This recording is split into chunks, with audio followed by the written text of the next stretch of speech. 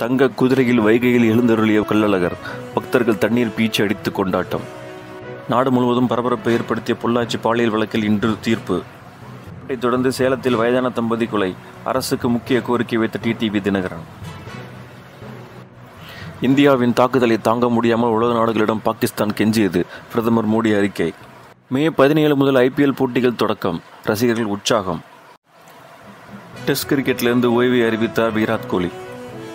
உதயநிதிக்காக பிரச்சாரம் செய்வேன், ஓப்பனாக பேசிய சந்தானம். கூட்டணி பற்றி நான் முடிவு செய்வேன், நீங்கள் ஒழுங்காக உங்கள் வேலையை பாருங்கள். பாமக மாநாட்டில் ராமதாஸ் அறிக்கை. விஜயின் தாபேகா கட்சி 100 தொகுதிகளை தட்டி தூக்கும், சர்வேயில் கணிப்பு. 3 மாதங்களில் நிலத்தடி நீர்மட்டம் 16 அடி சரிவு, சென்னைக்கு குடிநீர் தட்டுப்பாடு அபாயம். தங்கம் விலை சவரனுக்கு அதிரடியாக 2360 ரூபாய் குறைந்துள்ளது.